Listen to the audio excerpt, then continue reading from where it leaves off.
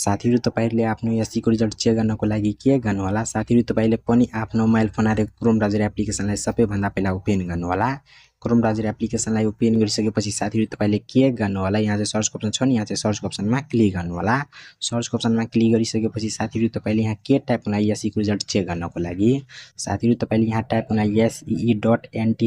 SEE.ntc.net.np type गरेर अनि एक स्टेप दिनु होला स्टेप दिइसकेपछि साथीहरु तपाईले टाइप गर्नु होला 2081 टाइप गरे अनि सर्च गर्नु होला सर्च गर्दिनुहुन्छ भने साथीहरु तपाईहरुको मोबाइल फोनमा पनि यहाँ चाहिँ नेपाल टेलिकमको वेबसाइट आइहाल्छ साथीहरु तपाईले के गर्नु होला यहाँ चाहिँ नेपाल टेलिकमको वेबसाइटको माथि क्लिक गर्नु होला नेपाल टेलिकम वेबसाइटको माथि क्लिक गर्दिनुहुन्छ भने साथीहरु तपाईहरुको मोबाइल फोनमा पनि अहिले चाहिँ स्टुडेन्ट पेज खुलेर आइहाल्छ किनभने अहिले चाहिँ एससीको रिजल्ट पब्लिश भएको छैन त्यसैले यहाँ चाहिँ नेपाल टेलिकमको पेज खुलेर आइरहेको छैन एससीको रिजल्ट पब्लिश भइसकेपछि साथीहरु तपाईहरुको मोबाइल फोनमा पनि यहाँ चाहिँ नेपाल टेलिकमको पेज खुलेर आइहाल्छ खुलेर आइसकेपछि साथीहरु तपाईले के गर्नु होला एससीको रिजल्ट हेर्नको लागि साथीहरु तपाईहरुको मोबाइल फोनमा पनि यहाँ चाहिँ सिम्पल नम्बर भन्ने अप्सन हुन्छ साथीहरु तपाईले सिम्पल नम्बर भन्ने अप्सनमा तपाईले आफ्नो एससीको सिम्पल नम्बर दिनु होला अनि डेट अफ बर्थ भन्ने अप्सनमा तपाईले आफ्नो चाहिँ डेट अफ बर्थ दिनु होला